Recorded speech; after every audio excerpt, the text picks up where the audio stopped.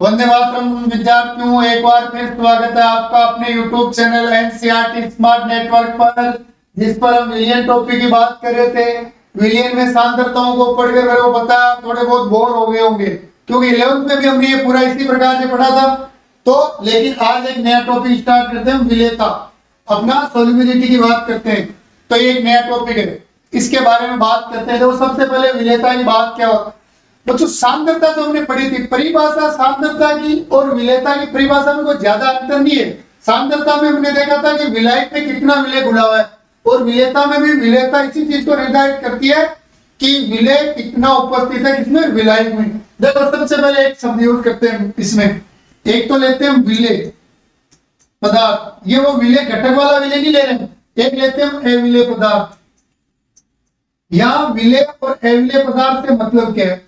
अपने पास जैसे हमने ये लिया जल, और जल में हमने नमक को घोल दिया, और दोनों को आपस में मिलाने के बाद ये नमक इस जल में घुल जाता है, तब तो ये क्या है, विलेय है।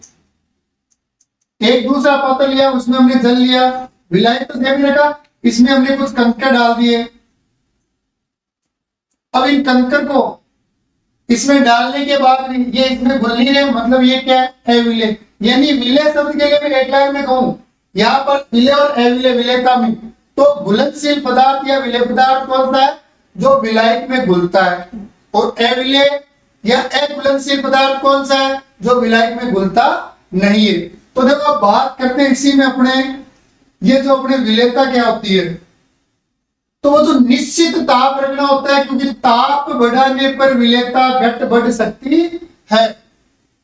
इसी प्रकार विलायक की मात्रा निश्चित लेनी है, तो विलेयता की परिभाषा हो जाएगी निश्चित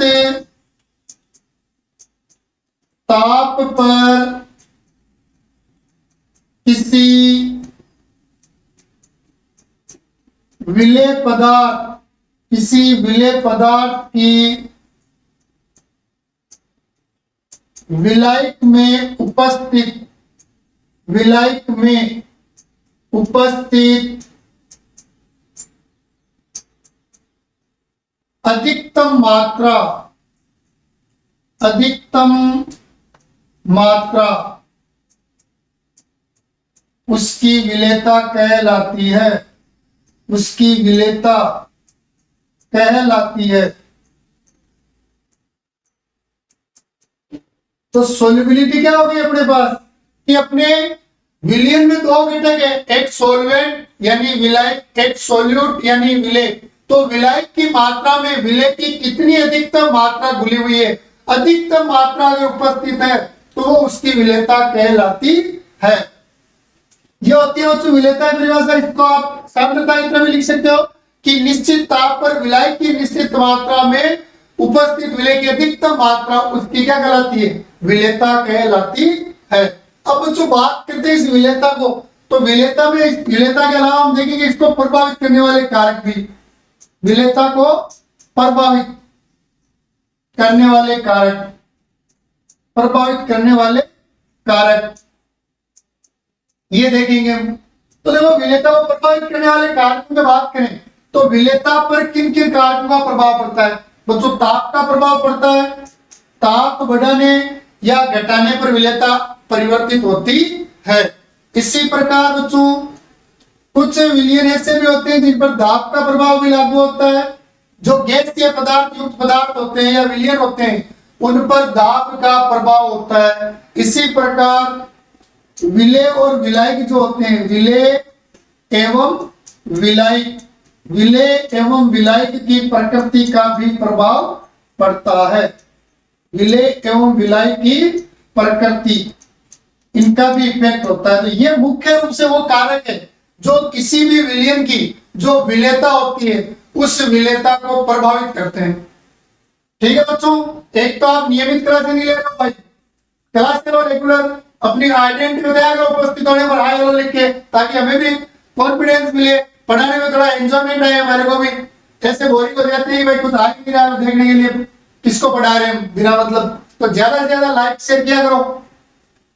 अब देखो, इसी में विलेयता को प्रभावित करने वाले कारकों को समझने के लिए सबसे पहले हम बात कर लेते हैं इसमें, इसका स्क्रीनशॉट लेना था तो लो पहले एक बार। देखो सबसे पहले बात करते हैं हम नंबर 1, ठोस की दर में विलेयता, ठोस की दर में विलेयता, ठोस की दर में विलेयता। देखो इसकी ठोस की दर में विलेयता को अगर परिभाषा के रूप में लिखें तो अभी हमने जब विलेयता की जो परिभाषा लिखी है ये लिखी हुई, निश्चित ताप पर किसी विलेय पदार्थ की विलायक में उपस्थित अधिकतम मात्रा उसकी क्या कहलाती है, विलेयता। अब देखो अपने को क्या लेना है, ठोस की दर में विलेयता, तो ठोस तो अपने क्या है, विलेय है, और दर में क्या है, विलायक। तो देखो ये परिभाषा जो है, निश्चित ताप पर किसी ठोस पदार्थ की किसी द्रव विलायक में उपस्थित अधिकतम मात्रा या घुली हुई अधिकतम मात्रा, उपस्थित शब्द के स्थान पर आप घुली हुई शब्द भी ले सकते हो, घुली हुई शब्द भी आप काम में ले सकते हो। मात्रा जो होती है वो अपने क्या कहलाएगी, किसी ठोस की दर में विलेयता। तो देखो ये लिख लेते हैं, निश्चित ताप पर किसी ठोस पदार्थ, किसी ठोस पदार्थ की, किसी ठोस पदार्थ की द्रव विलायक, द्रव विलायक में घुली हुई अधिकतम मात्रा, अधिकतम मात्रा, अधिकतम मात्रा ठोस की दर में विलेयता कहलाती है। जैसे एग्जाम्पल से देखें तो नमक का जल में, नमक की जल में विलेयता देख लेते हैं, नमक की जल में विलेयता। तो नमक यहां पर क्या, कोई ठोस पदार्थ है जो किसका काम कर रहा है, यहां पर विलेय पदार्थ का, सॉल्यूट का, और जल क्या है यहां पर, विलायक है। दो अवस्था में कौन सी अवस्था है इसकी, द्रव अवस्था। तो देखो ठोस की दर में विलेयता, तो ये तो होगी अपने किसी ठोस की दर में विलेयता। आप चाहो तो यहां पर लिख सकते हो, उदाहरण के लिए आप चीनी की या शक्कर जो होती है, शर्करा जिसे कहते हैं, कि जल में विलेयता। अब जो इसको कौन कौन से कारक है जो प्रभावित कर सकते हैं, तो देखो सबसे पहले प्रभावित करने वाले कारकों में नंबर 1 पर आता है आपके विलेय एवं विलायक की प्रकृति, विलेय एवं विलायक की प्रकृति, विलेय एवं विलायक की प्रकृति, विलेय एवं विलायक की प्रकृति, ये अपने सबसे महत्वपूर्ण टॉपिक होता है। बच्चों विलेय एवं विलायक की प्रकृति को समझें तो एक छोटा सा नियम चलता है अपने, समान समान को घोलता है, समान समान को घोलता है। और ये नियम तो दैनिक जीवन में भी तो चलता है अपने। अगर हम क्लासरूम में बैठते हो आप, तो आप उस क्लासरूम में जो 70-80 बच्चे होते हैं उनमें से किसके क्लोज हो, जिसके विचार आपसे ज्यादा मिलते हैं, बोलचाल का तरीका, घूमने फिरने का, जिनकी आदतें एक दूसरे को आसानी से समझ सकते हो, वही तो मित्र होता है अपना उस क्लास में। चाहे वो कमजोर होता है, होशियार, उससे मतलब नहीं है, लेकिन जिसके साथ अपने विचारों का आदान प्रदान आसानी से हो जाता है, कह सकते हैं एक दूसरा का डोला गवा, तो वो क्या होते हैं, समान होते हैं। इसी प्रकार विलायक और विलेय की बात करें तो विलायक और विलेय में भी समान समान तो बोलता है। मतलब यहां पर ये कहना क्या चाह रहा है, अपने जो विलेय पदार्थ है और दूसरा पदार्थ विलायक है,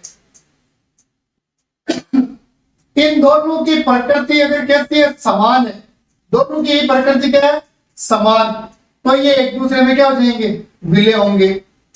दोनों की प्रकृति समान है तब तो एक दूसरे में क्या होंगे, विलेय। लेकिन अगर दोनों की प्रकृति कैसी है, असमान, तो एक दूसरे में क्या होंगे, अविलेय। और इसके पीछे रीजन क्या होता है भाई, किसी भी ठोस को आप द्रव में घोलते हो तो विलेय होने के लिए उनके मध्य जो अन्योन क्रियाएं होती है, उनके मध्य होने वाली क्रियाएं अगर एक दूसरे के मध्य होने वाली क्रियाएं कैसी है, समान है, तो वो एक दूसरे के साथ बॉन्ड बना लेंगे, बंध बना लेंगे, तो विलय हो जाएंगे। लेकिन अगर उनके अन्योन्य क्रियाएं क्या है, असमान है, तो फिर वो एक दूसरे के साथ बंध नहीं बना सकते। तो जैसे एग्जाम्पल से समझते हैं इसको, समान समान को बोलने वाले को एग्जाम्पल से देखते हैं, एग्जाम्पल के सापेक्ष। तो यहाँ पर देखो दो एग्जाम्पल ले रहे हैं। सबसे पहले नंबर एक बात करते हैं हम, नमक एवं शक्कर। नमक एवं शक्कर जल में विलय होती है, जल में विलय होती है या होते हैं। तो देखो यहां पर ये एक क्वेश्चन आ गया, जैसे क्यों लगा दिया इसमें कि नमक एवं शक्कर जल में विलय क्यों होते हैं, तो उसका उत्तर भी यही है और इस चीज को हम समझ रहे हैं वो भी देखो। तो नमक और शक्कर जो होते हैं बच्चों, दोनों ही क्या होते हैं, ध्रुवीय पदार्थ होते हैं। दोनों ही क्या होते हैं, ध्रुवीय पदार्थ। और जल जो होता है वो भी कैसा होता है, ध्रुवीय होता है। तो दोनों की प्रकृति कैसी है, बिल्कुल समान है, यानी इनके मध्य कणों के मध्य, इनके कणों के मध्य और इसके कणों के मध्य जो अन्योन्य क्रियाएं हैं वो क्या है, समान है। तो जब ये एक दूसरे में घुलेंगे तो आपस में कण जो क्रिया करेंगे वो भी क्या रहेगी, समान रहेगी। इसलिए एक दूसरे में क्या होते हैं, विलय। जैसे देखो आप कहीं खेलने गए ग्राउंड में, वहां एक फुटबॉल की टीम खेल रही है, क्रिकेट की टीम खेल रही है, तो वो अलग अलग खेल खेल रहे हैं, फिर आप एक साथ खेल नहीं खेल सकते। लेकिन उस मैदान में एक क्रिकेट टीम खेल रही है, आप भी क्रिकेट खेलने चले गए, उनके पास 5-7 बच्चे कम है, आप 5-7 बच्चे आपके पास भी कम है, तो आपस में मैच कर लोगे आप, क्यों, क्योंकि दोनों का खेल क्या है, कॉमन है, तो आराम से एक साथ मैच खेल सकते हो। लेकिन जिनको फुटबॉल खेलना है, आपको क्या क्रिकेट खेलना है, तो फिर आप एक साथ नहीं खेल सकते। तो अगर विलय पदार्थ और विलायक पदार्थ इनकी अन्योन्य क्रियाएं जो है, इनमें उपस्थित बंध जो है वो समान है, तो फिर ये आपस में भी क्रिया कर सकते हैं, क्योंकि आपस में इनके मध्य वही बंध बनने। तो इसलिए नमक और शक्कर जल में विलय होते हैं। क्यों होते हैं, क्योंकि इनकी प्रकृति समान होती है, या ये कहें कि नमक एवं शक्कर ध्रुवीय विलय होते हैं तथा जल ध्रुवीय विलायक होता है। अतः इनकी अन्योन्य क्रिया समान होने के कारण ये एक दूसरे में विलय होते हैं। इसी प्रकार उसको बात कर लेते हैं हम नेप्थेलीन, नेप्थेलीन एवं एंथ्रोसिन। नेप्थेलीन एवं एंथ्रोसिन ये दोनों बेंजीन में विलय होते हैं, बेंजीन में विलय होते हैं। नेप्थेलीन और एंथ्रोसिन जो होते हैं वो बेंजीन में विलय होते हैं। क्यों, क्वेश्चन बन गया। अब देखो नेप्थेलीन और एंथ्रोसिन दोनों यहाँ पर विलय पदार्थ है, और जो कैसे अध्रुवीय पदार्थ है, कैसे अध्रुवीय पदार्थ। और बेंजीन की बात करें तो ये भी कैसा है, अध्रुवीय पदार्थ, जो यहाँ पर काम किसका कर रहा है, अपने विलायक का काम। तो देखो विलय पदार्थ जो है वो और विलायक पदार्थ जो है वो दोनों की प्रकृति कैसी है, समान है। अगर विलय ध्रुवीय था और विलायक ध्रुवीय था तो भी घुल रहे थे, विलय ध्रुवीय और विलायक क्या अध्रुवीय तो भी एक दूसरे में क्या हो रहे, घुल रहे। ये कारण क्या है, क्योंकि इनकी प्रकृति क्या है, समान। और प्रकृति समान है मतलब इनमें अन्योन्य क्रिया समान है। तो जब ये आपस में क्रिया करेंगे तो भी इनमें वो क्रियाएं क्या रहेगी, समान रहेगी। लेकिन बच्चों इसी में देखो आगे, इसी में अगर हम बात कर ले अपने ये जो दिया हुआ है उदाहरण, इन्हीं उदाहरणों की, तो बच्चों ये जो आपके नमक है, नमक बेंजीन में अविलय होता है। नमक बेंजीन में क्या होता है, अविलय, अघुलनशील बोल दो या अविलय बोल दो, अविलय होता है। इसी प्रकार बच्चों ये नेप्थेलीन की बात करें, नेप्थेलीन जो होता है ये जल में क्या होता है, अविलय होता है। कारण पूछ ले कि क्यों है ऐसा, भाई ये क्वेश्चन आ सकता है। ये पूछ ले भाई कि नमक जो है वो जल में विलय होता है लेकिन बेंजीन में अविलय होता है, क्यों। और ये क्वेश्चन आ गया कि नेप्थेलीन बेंजीन में तो विलय होता है लेकिन जल में क्या अविलय। तो बच्चों नमक जो है, यहाँ पर इस नमक की प्रकृति जो होती है वो होती है ध्रुवीय प्रकृति।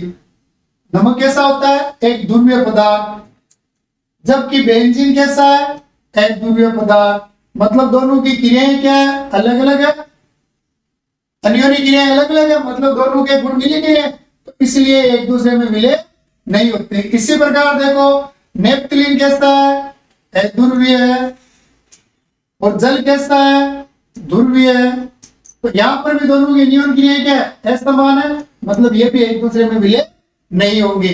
तो अगर आपसे पूछे कि नमक जल में तो विलय होता है लेकिन बेंजीन में अविलय होता है क्यों, तो आपका उत्तर होगा नमक एक ध्रुवीय विलय तथा जल जो होता है वो ध्रुवीय विलायक होने के कारण दोनों की अन्योन्य क्रिया समान है, इसलिए नमक जल में तो विलय होता है परंतु बेंजीन अध्रुवीय विलायक होता है जिसकी अन्योन्य क्रिया जल से नमक से अलग होती है, इसलिए नमक बेंजीन में विलय नहीं होता या अविलय रहता है।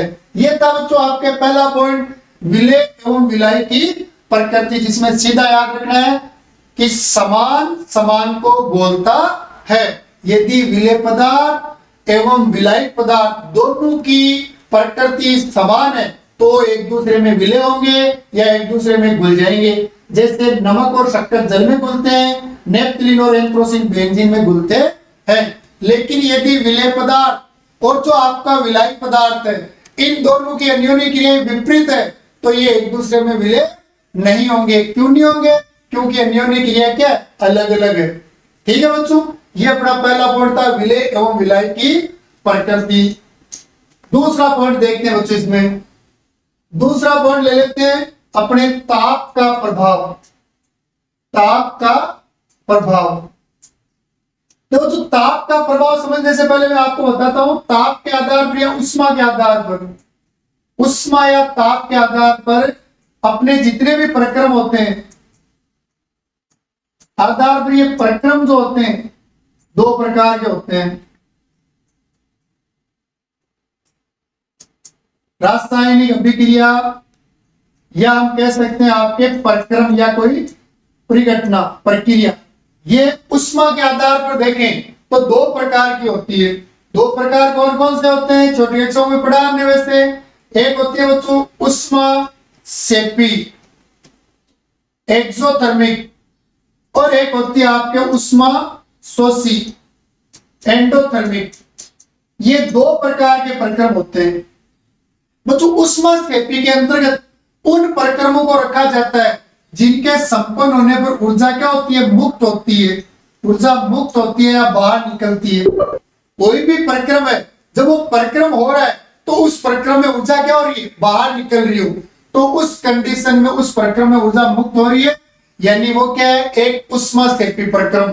और इसकी पहचान क्या है, जिन प्रक्रमों के लिए ऊर्जा परिवर्तन यानी डेल एच एंथैल्पी परिवर्तन जिसे बोलते हैं इसका मान ऋणात्मक या नेगेटिव होता है, वो प्रक्रम उष्मासेपी प्रक्रम है। अपने उष्मा रासायनिक समीकरण था 11th क्लास में, उस उष्मा रासायनिक समीकरण में यदि डेल एच है, डेल एच का मान ऋणात्मक लिखा हुआ है, इसका मतलब प्रक्रम कैसा है, उष्मासेपी, यानी उसमें ऊर्जा क्या हो रही है, बाहर निकल रही है। और उष्माशोषी प्रक्रम उन प्रक्रमों को कहते हैं जिनके संपन्न होने के लिए जो ऊर्जा ग्रहण करते हैं, ऊर्जा का अवशोषण होता है, ऊर्जा का अवशोषण हो, वो प्रक्रम जो होते हैं वो उष्माशोषी होते हैं। और उष्माशोषी प्रक्रमों की पहचान क्या है, उष्माशोषी प्रक्रम के लिए डेल एच यानी ऊर्जा परिवर्तन जो है उसका मान क्या आता है बच्चों, पॉजिटिव आता है। यह आपके उष्मासेपी और उष्माशोषी प्रकार के दो प्रक्रम होते हैं। अब जो ठोस पदार्थ को, जब हम ठोस को द्रव में घोल रहे हैं,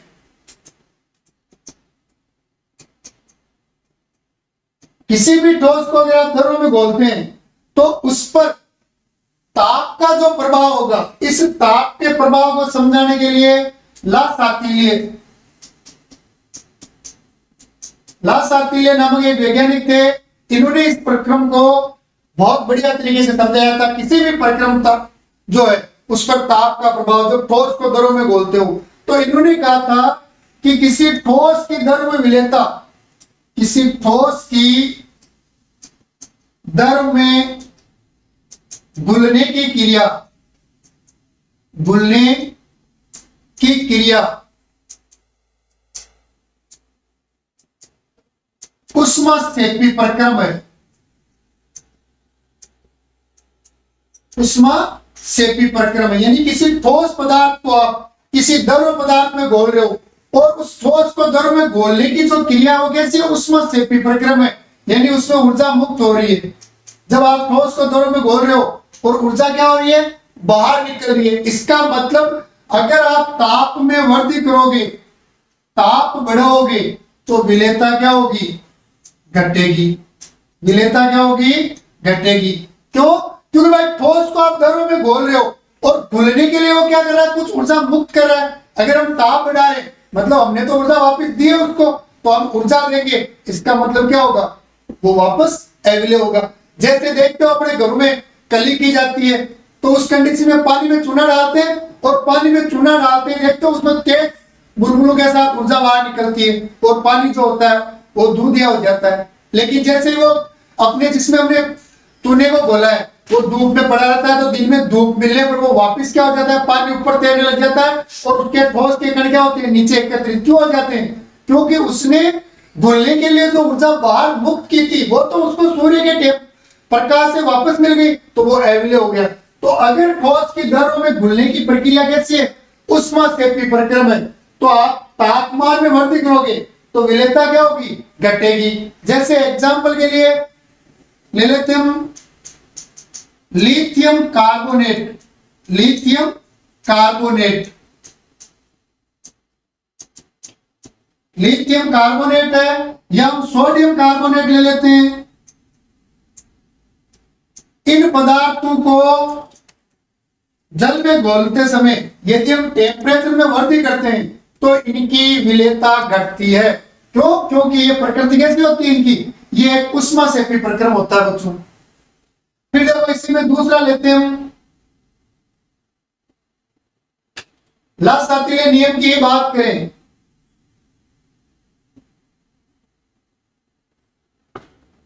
तो ला-शास्त्रीय नियम की अगर बात करें हम तो इसमें देखो नंबर 2 ले लेते हैं हम। ला-शास्त्रीय ने कहा कि कोई ठोस है और ठोस की द्रव में घुलने की क्रिया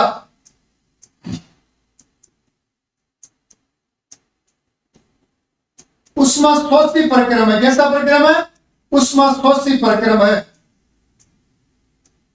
और ऊष्मास्फोशी प्रक्रम होते हैं तो ऊर्जा ग्रहण करते हैं। तो अगर आप तापमान में क्या करोगे, वृद्धि करोगे, तो उस घटक की विलेयता भी क्या होगी, बढ़ेगी। ताप बढ़ाओगे तो विलेयता क्या होगी, बढ़ेगी। जैसे नमक है या NaCl जिसे बोलते हैं, NaCl, KCl, इन पदार्थों की जल में विलेयता बढ़ाने के लिए क्या करते हैं, गर्म करते हैं। तो जैसे जैसे ताप बढ़ाते हैं वैसे वैसे इनकी विलेयता क्या होती है, बढ़ती है। दैनिक जीवन में जो हम रेगुलर प्रक्रम देखें उनको देखें तो चाय पत्ती जो होती है उसको पानी में डाल दो आप, वो पानी में विलय नहीं होगी। लेकिन जैसे जैसे आप ताप बढ़ा रहे हो, ताप बढ़ाओगे तो देखोगे आप धीरे धीरे क्या होगा, पानी का कलर चेंज हो जाएगा। तो जब ठोस की द्रव में घुलने की प्रक्रिया क्या है, ऊष्मास्फोशी, यानी घुलने के लिए ऊर्जा चाहिए और आप उसको ऊर्जा दे रहे हो, इसका मतलब प्रक्रम में ताप बढ़ा रहे हो तो विलेयता क्या होगी, बढ़ेगी। यह होता है तो ताप का प्रभाव। ताप का प्रभाव, ठोस की द्रव में विलेयता पर ताप का प्रभाव जो होता है, यह अपना प्रक्रम है। इसके बाद अगला देख लेते हैं बच्चों, दाब का प्रभाव। पहला देख लिया हमने विलेय एवं विलायक का प्रकृति के आधार पर, विलेय एवं विलायक की प्रकृति, विलेय एवं विलायक की प्रकृति देख ली हमने। फिर इसमें हमने दूसरा देखा है ताप का प्रभाव। ये ताप का प्रभाव वाला बहुत बढ़िया यहां से क्वेश्चन बनते हैं बच्चों। तो ताप के प्रभाव में आपको याद रखना है ला-शास्त्रीय नियम के अनुसार प्रक्रम ऊष्माक्षेपी है, यानी ऊर्जा मुक्त करना है घुलने की क्रिया में, और आप ताप बढ़ाओगे तो उसकी विलेयता घटेगी। और प्रक्रम ऊष्मास्फोशी है, यानी घुलने की क्रिया में ऊर्जा चाहिए, मतलब आप ताप बढ़ा रहे हो यानी आप उसको ऊर्जा दे रहे हो तो उसकी विलेयता क्या होगी, बढ़ेगी। अरे मोबाइल में ध्यान मत दो आप, क्लास कितने मिनट की होती है, टाइम देखो आप। नॉर्मली टाइम कितनी तो होती है क्लास, छोटी सी 30-35 मिनट की, उसमें भी मोबाइल में खोल ध्यान रख दो, पढ़ाया ध्यान को थोड़ा। देखो अगला पॉइंट, IPL में घुस जाते हो बिना मतलब, देखा करो क्लास से, कोई समस्या हो तो पूछ लिया करो। तीसरा लेते हैं बच्चों दाब का प्रभाव। दाब का प्रभाव बच्चों मोस्टली किसी ठोस की दर में, किसी ठोस की दर में विलेयता की बात करें, किसी ठोस की दर में विलेयता को देखें, तो ठोस की दर में विलेयता पर दाब का प्रभाव जो होता है बच्चों, दाब का प्रभाव नगण्य होता है। दाब का प्रभाव क्या होता है? नगण्य, या हम ये कह सकते हैं दाब का कोई प्रभाव नहीं होता है। दाब का कोई प्रभाव नहीं होता है। क्यों नहीं होता है कोई प्रभाव? भाई देखो, बोल किसको रहे हैं? ठोस को। किसमें बोल रहे हैं? दरों में। और दोनों ही क्या होते हैं? असंपीड़ित पदार्थ। दोनों ही क्या होते हैं? असंपीड़ित। असंपीड़ित है, इसका मतलब आप दाब लगाकर इनके कणों के आकार या आयतन को आप नहीं बदल सकते। तो दाब लगाएंगे तो इनके कणों का जब आकार नहीं बदलेगा तो इनके घुलने की दर भी नहीं बदलेगी। इसलिए किसी भी ठोस की दर में विलेयता पर दाब का कोई प्रभाव नहीं होता है। ठीक है बच्चों, ये था आपके किसी भी ठोस पदार्थ की दर में विलेयता। अब बात करते हैं बच्चों, इसी में हम नेक्स्ट दूसरा ले लेते हैं, गैस की दर में विलेयता। गैस की दर में विलेयता। पहले में हमने देखा है ठोस की दर में विलेयता। अब अगला पॉइंट है आपके किसी गैस की दर में विलेयता। तो देखो, गैस की दर में विलेयता की बात करें, मतलब आपको विलेय के रूप में क्या लेना है? गैस लेनी है। और विलायक किसको रखना है? किसी द्रव पदार्थ को रखना है। तो इसकी परिभाषा बनाए तो वही हो जाएगी, निश्चित ताप पर किसी गैस की दरों में घुली हुई अधिकतम मात्रा, घुली हुई अधिकतम मात्रा, अधिकतम मात्रा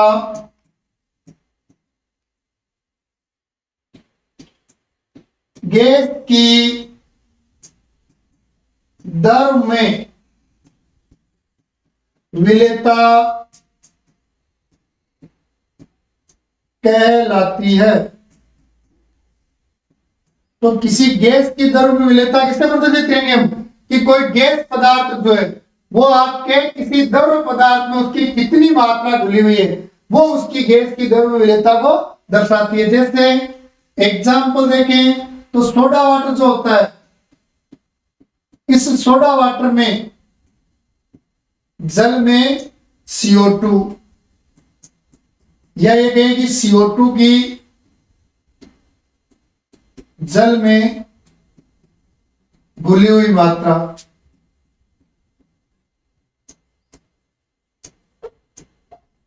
ये होता है बच्चों अपने किसी गैस की दर में विलेयता।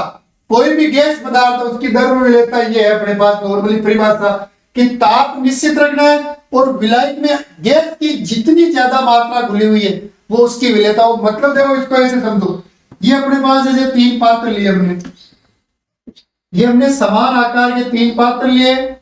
इन तीनों पात्र में द्रव पदार्थ के रूप में हमने जल लिया, ये हमने इसमें जल लिया तीनों पात्रों में, और इनमें हमने गैस को घोल दिया। अब एक में गैस के कण जो है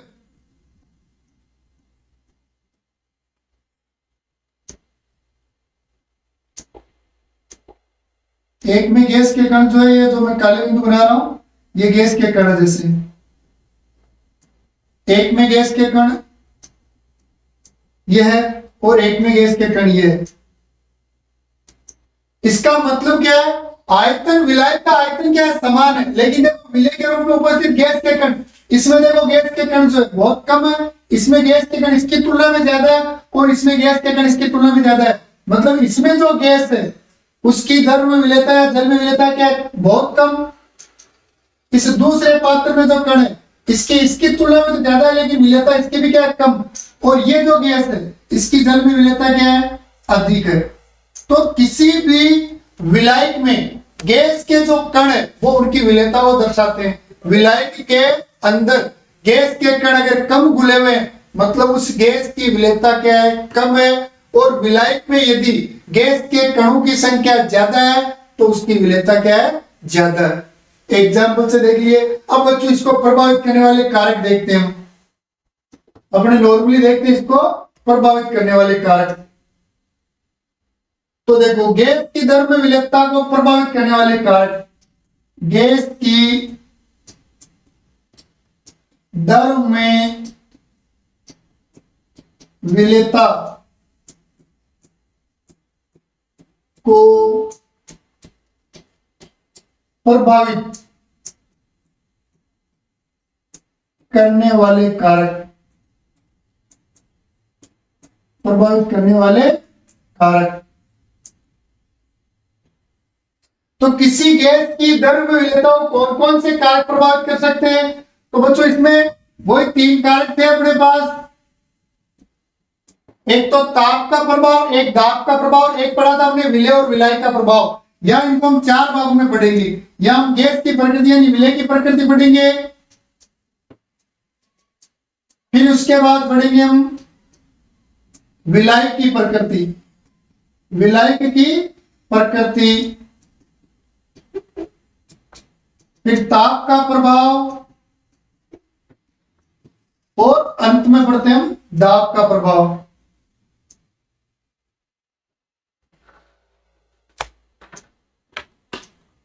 और अंतिम में आपके दाब का प्रभाव।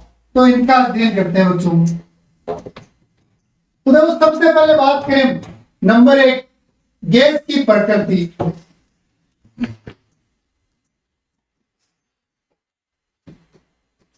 तो बच्चों जिन गैसों में, जैसे हम जल के सापेक्ष बात करें तो जिन गैसों की किसी भी द्रव पदार्थ या जल में आयनित होने का गुण जिनमें ज्यादा है, आयनित होने का गुण, या हम ये कह सकते हैं आयनों में विभक्त होने का गुण, यानी जो गैसें आसानी से आयनित होती है उनकी विलेयता ज्यादा होती है, और जो गैसें आसानी से आयनित नहीं होती है उनकी जल में विलेयता क्या होती है, कम। तो गैस की प्रकृति को सीधा आप याद रखो। तो गैसों की आयनों में टूटने का गुण या आयनित होने का गुण जो है वो जिसका ज्यादा है उसकी विलेयता ज्यादा है, और जिसका कम है उसकी विलेयता कम। जैसे अपने NH3 एवं HCl, इनका जल में आयनन ज्यादा होता है तो ये जल में अधिक विलेय होती है, जल में अधिक विलेय। और अधिक विलेय क्यों होती है? क्योंकि ये जल में क्या होती है, अधिक आयनित होती है। लेकिन बात करें बच्चों N2O2 H2, तो इनकी जल में विलेयता क्या होती है, कम होती है। कारण क्योंकि इनका जल में आयनन क्या होता है, कम होता है। तो जो गैसें ज्यादा आयनित होती है उनकी विलेयता ज्यादा होती है, और जो कम आयनित होती है उनकी जल में विलेयता भी क्या होती है, कम होती है। बच्चों जल की तुलना में ऑक्सीजन जो होता है इसकी अपने रक्त में विलेयता अधिक होती है। ऑक्सीजन की रक्त में विलेयता क्या होती है, अधिक होती है। क्यों होती है रक्त में अपने अधिक विलेयता? तो इसके पीछे कारण होता है अपने रक्त जो होता है उसमें हीमोग्लोबिन पाया जाता है, जिसके साथ ऑक्सीजन जो होता है आसानी से क्रिया कर लेता है। इसलिए ऑक्सीजन की जल की तुलना में रक्त में विलेयता क्या होती है, ज्यादा होती है। ये था तो आपके गैस की प्रकृति। तो कई बार कुछ नहीं आ जाए कि अमोनिया तथा HCl जो है ये जल में अधिक विलेय होती है, क्यों? जबकि नाइट्रोजन या ऑक्सीजन की विलेयता कम होती है। तो आपका उत्तर क्या होगा, अमोनिया या HCl जल में आसानी से आयनित हो जाती है, इसलिए इनकी जल में विलेयता ज्यादा होती है। जबकि बच्चों N2O2 H2 इनका आयनन कम होता है, इसलिए इनकी विलेयता क्या होती है, कम। बाई चांस पूछ ले ऑक्सीजन जो गैस है इसकी जल और रक्त में से विलेयता ज्यादा किसकी है, तो आपका उत्तर क्या होगा, ऑक्सीजन की। कारण क्योंकि ऑक्सीजन रक्त में उपस्थित हीमोग्लोबिन से क्रिया कर लेता है। ठीक है बच्चों, आज की क्लास को यहीं विराम देते हैं। वंदे मातरम, जय हिंद।